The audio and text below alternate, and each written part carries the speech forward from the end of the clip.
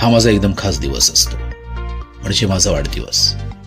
दरवर्षी या ना त्या आश्रमात मुलांना, आजी आजोबांना भेटायला, त्यांच्यासोबत मज्जा करायचा दिवस.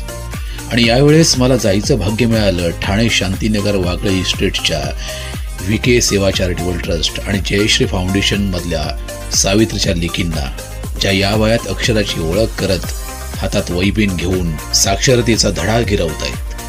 त्यांना भेटायची, त्यांच्यासोबत धमाल मस्ती करायची संधी मला मिळणे, तेही माझ्या वाढदिवसा दिवशी, म्हणजे सोन्याहून पिवळ्या. यासाठी Harish sir, special thanks Madhuri madam, ज्या या सर्व आज्यांना चिरतरुण मुलींसारखं ठेवण्यात त्यांचा सिंहाचा वाटा आहे. आधारवड आहेत त्या या साऱ्यांच्या. म्हणूनच आज प्रत्येक आजी लिहायला, वाचायला आणि आपलं मत बिनधास्त मांडायला शिकली. सर्वांतर्फे मला मायेची उबदार शाल देऊन माझं आदरातिथ्य केलं. तिची ऊब, आशीर्वाद आणि तिथल्या आठवणी माझ्यासोबत माझ्या अखेरच्या श्वासापर्यंत कायम राहतील. कारण त्यांचं हसणं, खिदळणं, त्या कधी न बोलणाऱ्या, शांत शांत राहणाऱ्या, आज साक्षर होऊन समाजातल्या घडामोडींवर भडाभड बोलतात, हे मी जवळून पाहिलं. त्यांच्या मुखातनं ऐकायला मिळालं याच्यासारखं दुसरं सुख नाहीच.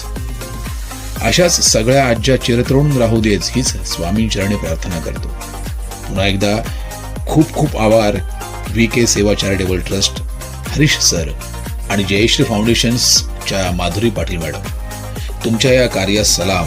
असे शिवधनुष्य उचलणारी तुमच्यासारखी पिसाटलेली वेडी माणसं समाजात खूप कमी असतात.